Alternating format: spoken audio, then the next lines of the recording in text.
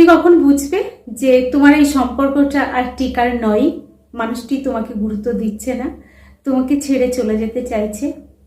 আসলে কি বলতো, প্রত্যেকে বুঝতে পারে, কিন্তু যতক্ষণ না তার ভালোবাসার মানুষটি নিজের মুখে বলছে যে তোমাকে আর ভালোবাসি না বা তুমি আমার লাইফ থেকে সরে যাও, ততক্ষণ কিন্তু সে সরতে চায় না। সে কিন্তু বিভিন্নভাবে ট্রাই করতে থাকে সম্পর্কটাকে বাঁচানোর, কিন্তু দুঃখের বিষয় এটাই যে না থাকবে তাকে তুমি কখনোই জোর করে আটকে রাখতে পারবে না।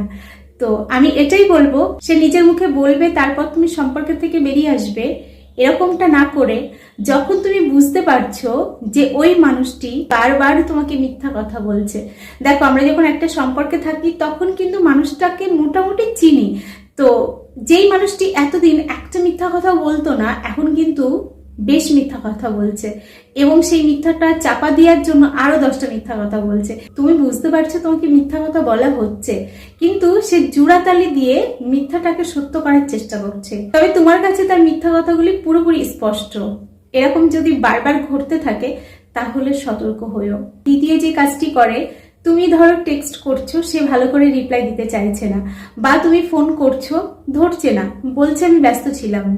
এবং এটা একদিন দুদিন নয়, বেশ কিছুদিন তুমি কিন্তু লক্ষ্য করছো, এবং এটাও দেখছো যে মাঝে মাঝে তার কল কিন্তু বিজি।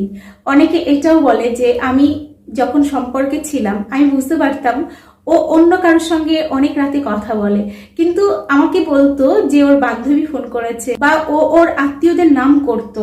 আমি তোমাদেরকে একটা কথাই বলবো, এতটা সরল হইও না, কারণ কোনো বান্ধবী কিংবা আত্মীয় অত রাতে ফোন করে না।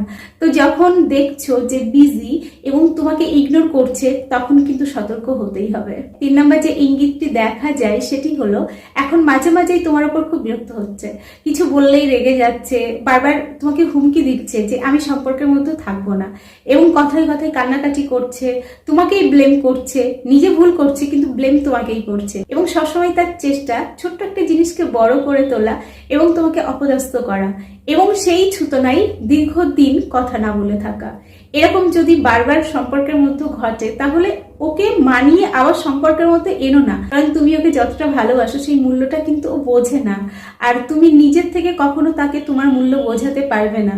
সে যতক্ষণ না ফিল করছে তোমার গুরুত্ব কতটা ওর কাছে, ততক্ষণ কিন্তু তুমি তার কাছে কোনো দাম পাবে না।